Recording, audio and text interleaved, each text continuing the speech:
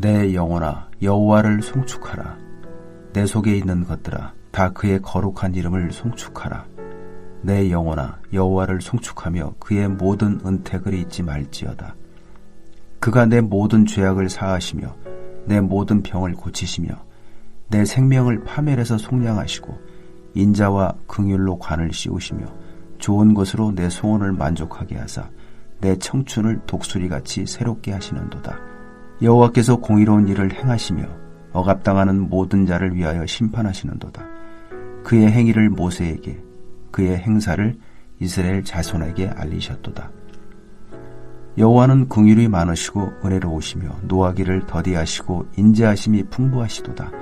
자주 경책하지 아니하시며 노를 영원히 품지 아니하시리로다.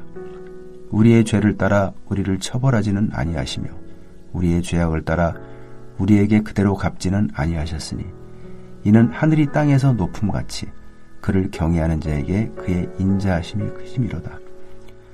동이 서에서 먼 것 같이 우리의 죄가를 우리에게서 멀리 옮기셨으며 아버지가 자식을 긍휼히 여긴같이 여호와께서는 자기를 경외하는 자를 긍휼히 여기시나니 이는 그가 우리의 체질을 아시며 우리가 단지 먼지뿐임을 기억하심이로다.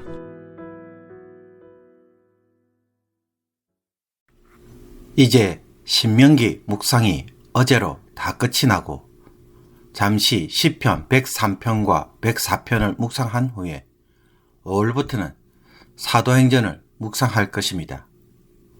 오늘 시편 103편은 다윗이 지은 시로 소개되어 있습니다. 다윗은 자신의 영혼에게 여호와를 송축하라는 말을 3번이나 반복하고 있습니다. 송축하라는 말은 히브리어 바라크라는 단어로서 기본적인 의미는 무릎을 꿇다라는 뜻입니다. 사람이 하나님 앞에서 무릎을 꿇을 때는 찬양하다, 경배하다는 의미가 되며 하나님이 무릎을 꿇은 사람에게 향할 때는 이 단어는 축복하다는 의미로 사용됩니다. 그러므로 다윗이 자기 자신을 향하여 특히 자기 중심인 영혼을 향하여 자기 안의 모든 것들이 하나님을 찬양하고 예배할 것을 강력하게 요구하고 있습니다. 그 이유가 무엇입니까? 그 이유는 하나님이 다윗에게 베푸신 은택 때문입니다. 2절 말씀입니다. 내 영혼아 여호와를 송축하며 그의 모든 은택을 잊지 말지어다. 다윗은 하나님의 은택을 인정하고 기억하기 위해 송축할 것을 스스로 요구하고 있습니다. 그러므로 송축하다 혹은 찬양하다는 것은 어떤 행위를 말하는 것일까요? 하나님이 성도에게 행하신 은혜를 기억하며 하나님께 감사하는 고백이라는 것을 쉽게 발견할 수가 있습니다.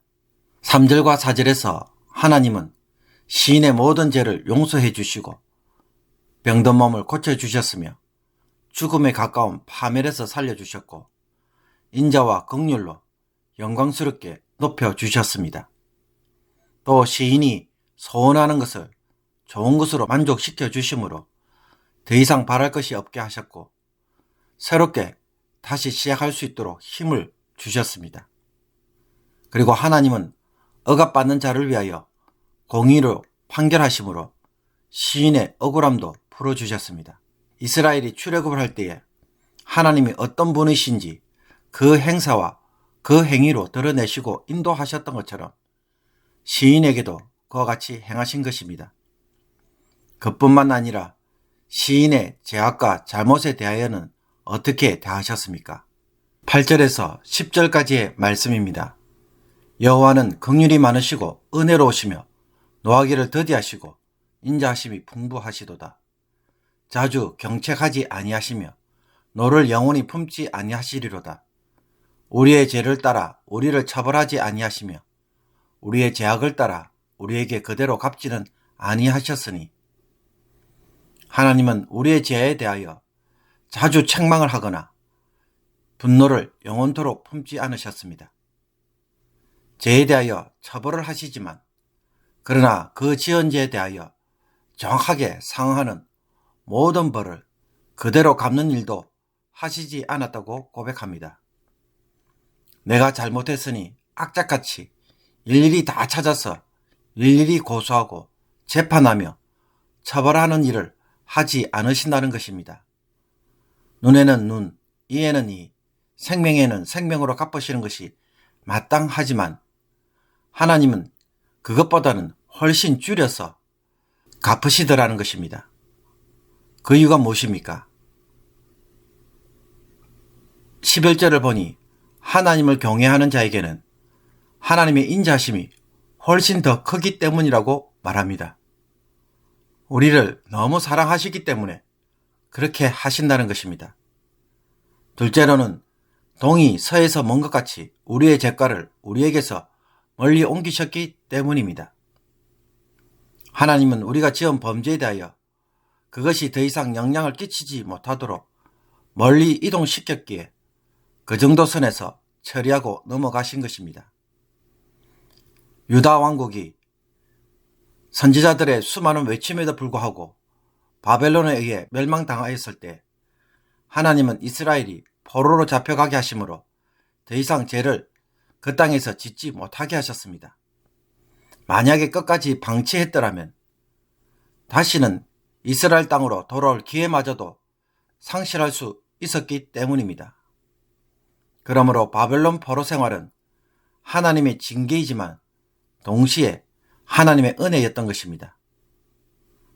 셋째로는 아버지가 자식을 긍휼히 여긴 같이 여호와께서는 자기를 경외하는 자를 긍휼히 여기셨기 때문입니다. 하나님이 성도를 대하는 마음은 아무리 잘못을 해도 자기 자식으로 바라보고 긍휼의 마음으로 대하시기 때문입니다. 그래서 모든 죄에 대하여 정확하게 그대로 다 처벌하지 않으시는 것입니다. 처벌이 목적이 아니라 다시 살리는 것이 하나님이 징계하시는 진짜 목적인 것입니다. 부모가 자식을 징계하는 이유는 바로 세우기 위함입니다. 넷째로 하나님은 우리의 체질을 아시며 우리가 단지 먼지뿐임을 기억하시기 때문입니다. 하나님은 우리가 어떤 존재인지 알고 있습니다. 얼마나 죄에 쉽게 노출되고 넘어지며 언제라도 먼지처럼 사라질 수 있는 존재라는 것을 알기에 한순간에 죄를 지을 수밖에 없는 자임을 알고 계시는 것입니다. 그런데도 하나님은 이와 같은 우리를 사랑하시고 은혜를 베푸시는 것에 대하여 다윗은 반드시 기억하고 찬양하지 않을 수가 없다는 것입니다. 그러므로 하나님은 모든 것을 법대로 처리하는 매우 엄격한 재판관이 아니라 자기 자녀, 자기 백성에 대해서는 정말로 연약함을 알고 늘 불쌍하게 여기는 마음을 가진 부모의 심정으로 대하시는 분이심을 다윗은 보여주고 있습니다.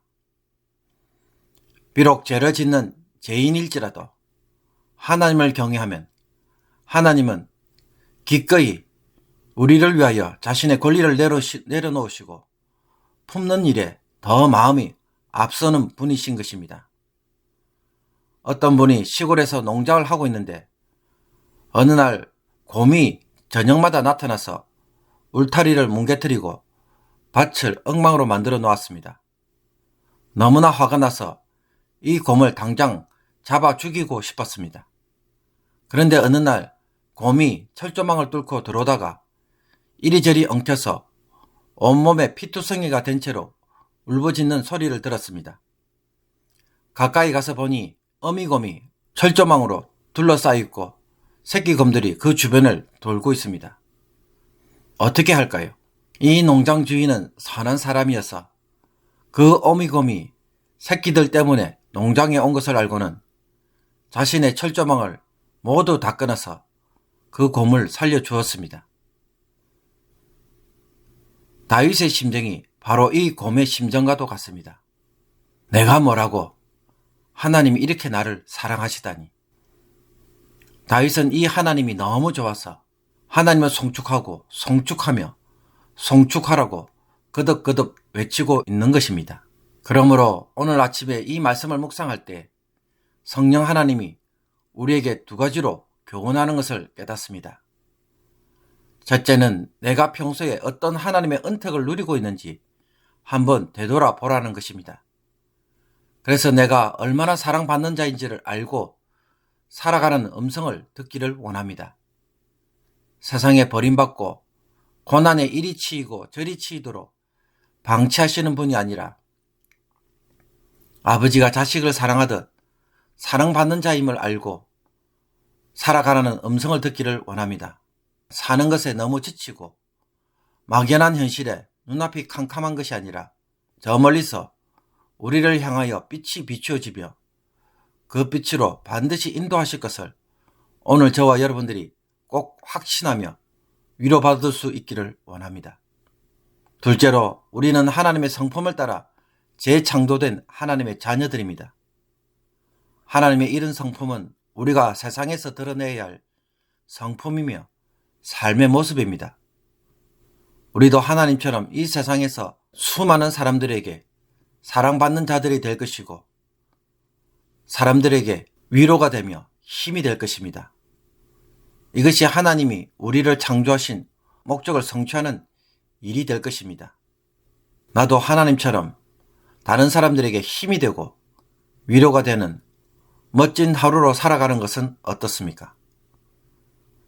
이같이 너희 빛이 사람에게 비치게 하여 그들로 너희 착한 행실을 보고 하늘에 계신 너희 아버지께 영광을 돌리게 하라.